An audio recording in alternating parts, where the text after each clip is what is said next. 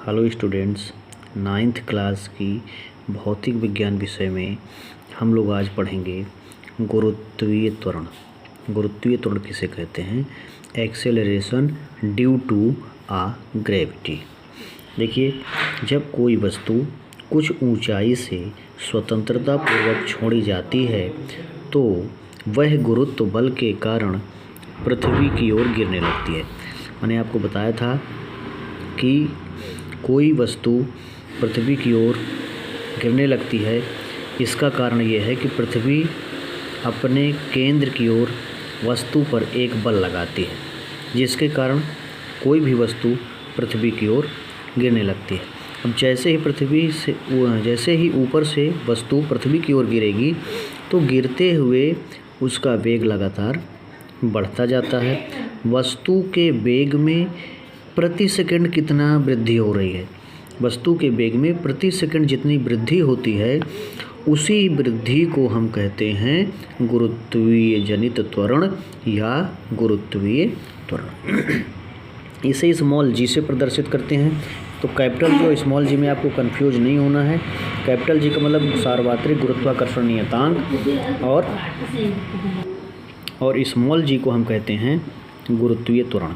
तो यहाँ से इसकी फाइनल परिभाषा हम दे सकते हैं कि स्वतंत्रता पूर्वक पृथ्वी की ओर गिरती हुई किसी वस्तु के वेग में प्रति सेकंड होने वाली वृद्धि को गुरुत्वीय त्वरण कहते हैं।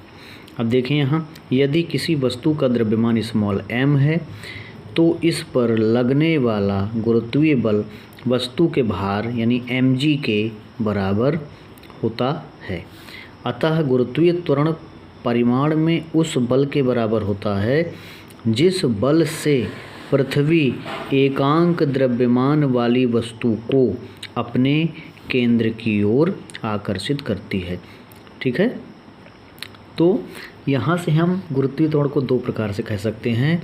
स्वतंत्रता पूर्वक पृथ्वी की ओर गिरती हुई किसी वस्तु के वेग में 1 सेकंड में होने वाली वृद्धि गुरुत्वीय त्वरण कहलाती है।